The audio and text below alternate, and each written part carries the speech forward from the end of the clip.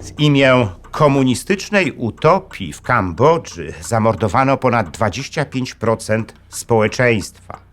Wykształcony w Paryżu Pol Pot stworzył jeden z najokrutniejszych reżimów XX wieku. Reżim Pol Pota i Czerwonych Khmerów był próbą stworzenia idealnego społeczeństwa bez miast, pieniędzy, własności prywatnej i edukacji. To historia o tym, jak fascynacja marksizmem i zachodnimi intelektualistami doprowadziła do ludobójstwa i zagłady własnego narodu. Jeśli spodoba się Wam ten film, udostępnijcie go znajomym, dajcie łapkę w górę, kliknijcie subskrybuj, a także wesprzyjcie kanał, za co z góry dziękuję. Złotymi patronami kanału są pan Andrzej Maciejewski z Alaski, pan Patryk Krupiński z Luksemburga oraz Centurion Finance ASI spółka akcyjna.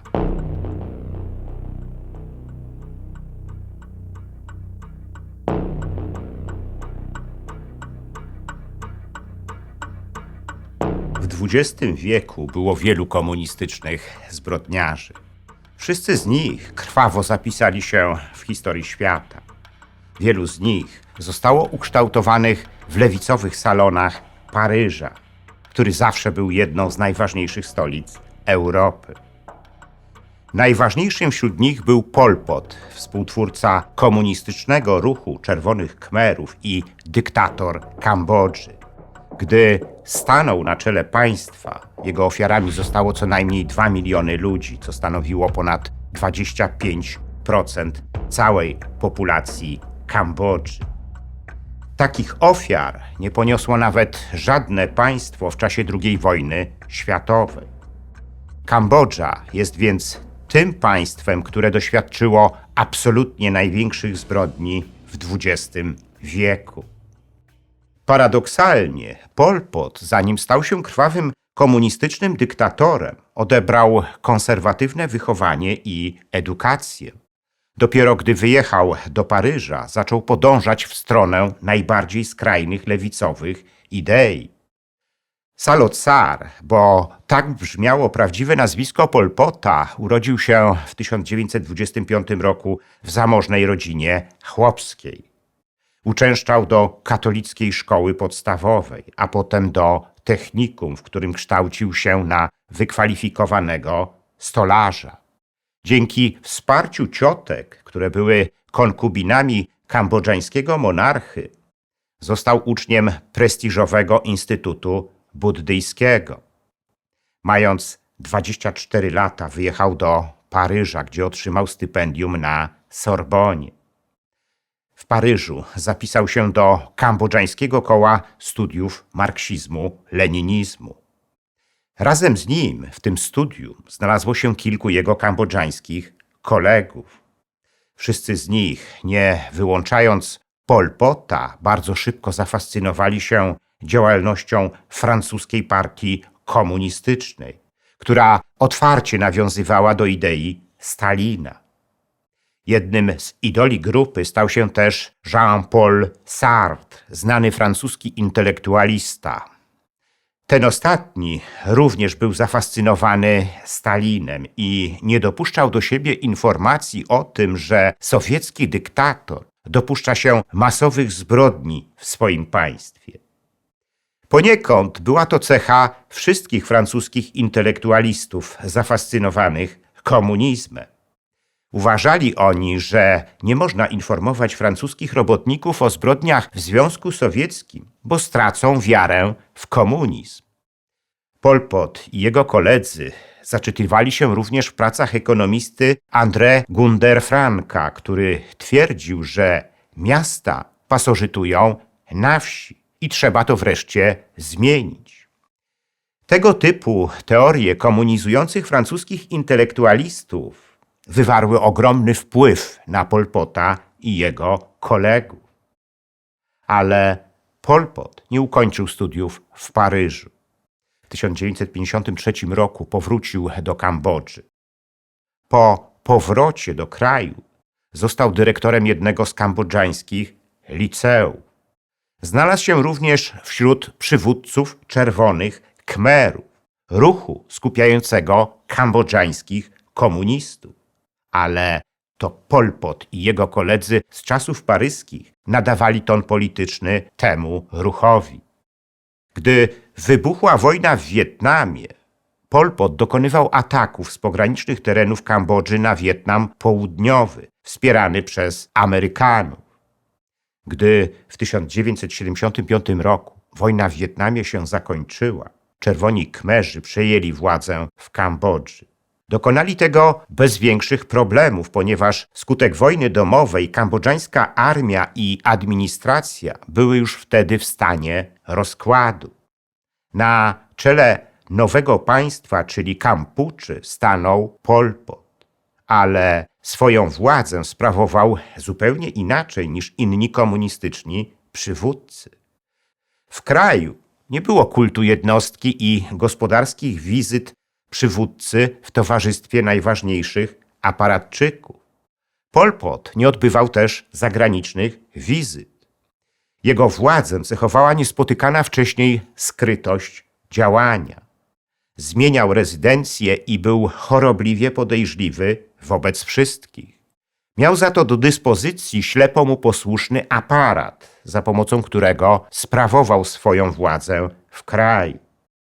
I od razu zaczął realizować swój plan gruntownego przekształcenia państwa i społeczeństwa. U podstaw tego planu legło przekonanie o konieczności zlikwidowania kapitalizmu i zwiększenia upraw ryżu, które miały zapewnić wszystkim obywatelom dobrobyt. Zakazał też używania pieniędzy i dowodów osobistych. Na polecenie Pol Pota niszczono również wszelkie dobra kultury materialnej kraju. 2/3 ludności miast zostało deportowanych na wieś, a rodziny rozdzielono. W czasie tej operacji dochodziło do masowych egzekucji tych, którzy się temu opierali. Ale był to dopiero początek koszmaru Kambodżańczyków. Deportowanych na wieś mieszkańców miast zmuszano do uprawy poletek ryżu. Z kolei mieszkańców wsi zapędzano do przebudowy kanałów i karczowania dżungli. Agitatorzy czerwonych Khmerów bez przerwy perorowali, że w nowym ustroju nie potrzeba posyłać dzieci do szkoły. Nasza szkoła to wieś, naszym papierem jest ziemia, a naszym piórem pług. Będziemy pisać orząd. Pol Pot wydał również zarządzenie o przejęciu przez państwo wszelkiej własności prywatnej, włącznie ze zwierzętami. Rozpoczęło się również zbiorowe żywienie społeczeństwa pod ścisłym nadzorem państwa. Racje żywnościowe dla każdego obywatela wynosiły zaledwie 200 gramów ryżu dziennie. Siłą rzeczy bardzo szybko pojawił się w kraju głód. Szczęśliwy był ten, kto zdołał upolować szczura lub wygrzebać z ziemi jakieś robaki. Zjadano nawet trupy tych, którzy pomarli. Kambodżańczycy umierali tysiącami, głównie z przemęczenia i niedożywienia. Zbiorowe gospodarstwa powodowały jednak straty, bo zbiory były bardzo małe i dlatego żywności coraz bardziej brakowało. To było piekło na ziemi, jakiego świat jeszcze wcześniej nie widział. Krytyka wprowadzonego systemu kończyła się tragicznie. Ci, którzy się jej dopuszczali, znikali bez śladu. W państwie Pol Pota dobrze widziane było wzajemne denuncjowanie się. Chorych oskarżano o unikanie pracy i również likwidowano. Czerwonym Khmerom chodziło o trwałe rozbicie wszelkich związków pomiędzy ludźmi.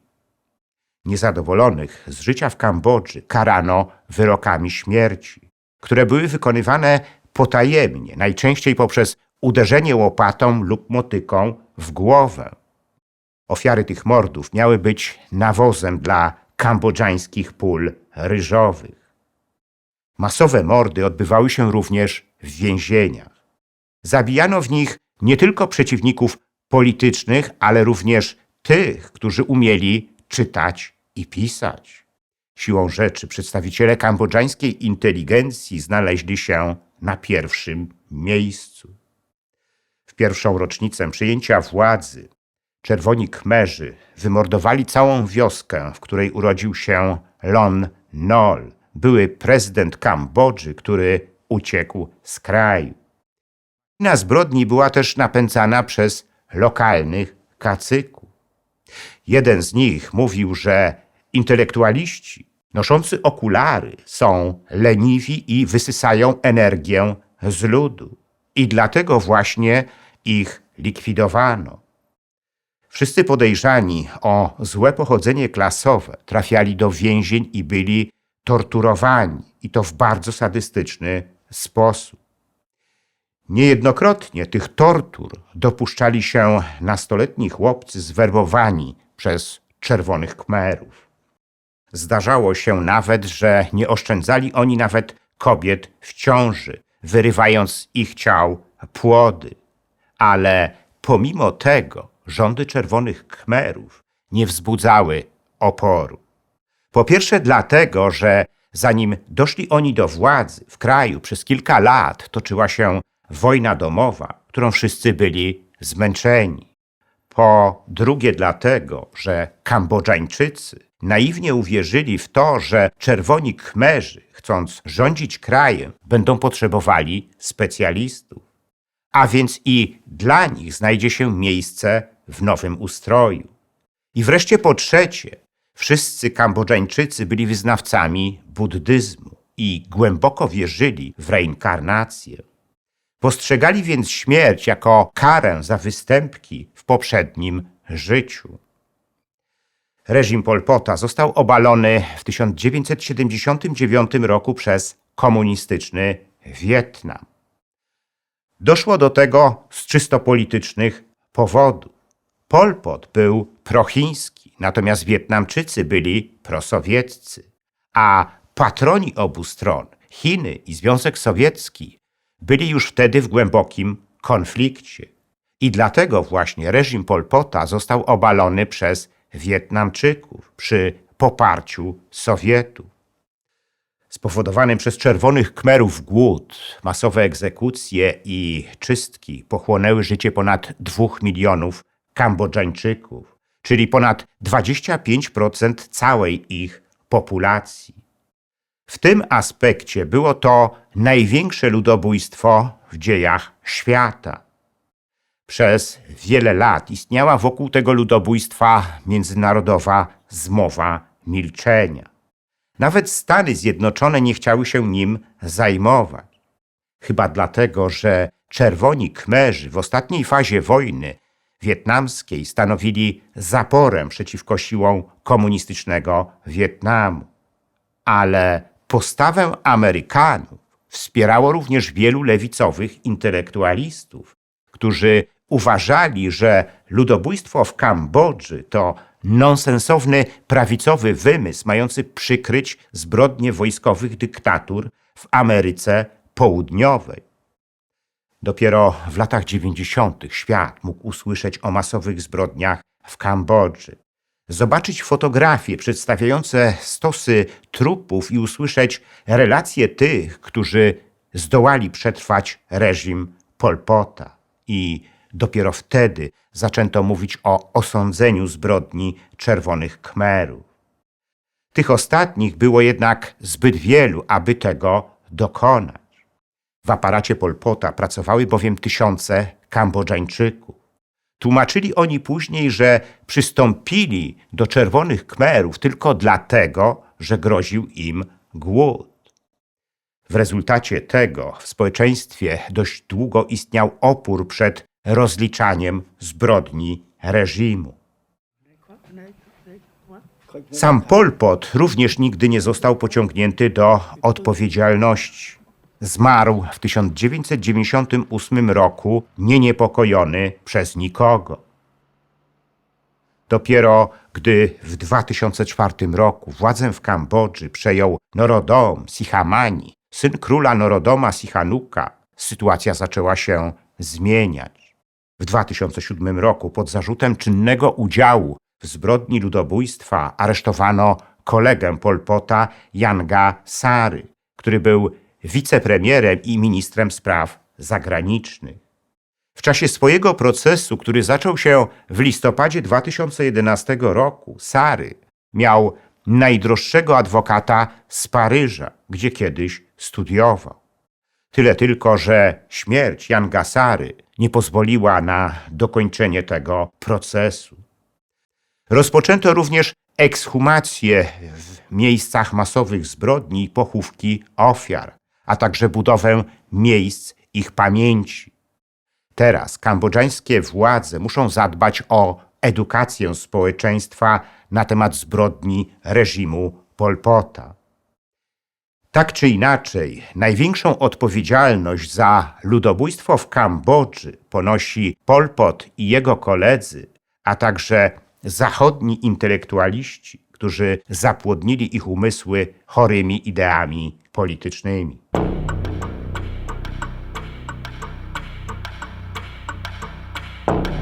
Zakazana historia Sowietów to druga moja książka w serii wydawnictwa Fronda, którą warto przeczytać. Opowiadam w niej historię sowieckiego państwa, najbardziej zbrodniczego państwa w dziejach świata. Warto ją poznać, bo współczesna Rosja, jego spadkobierczyni, znowu dąży do podbicia narodu. Książkę można nabyć z moim autografem, a nawet możliwa jest osobista dedykacja. Jest wciąż do nabycia moja książka Ostatnie polskie powstanie.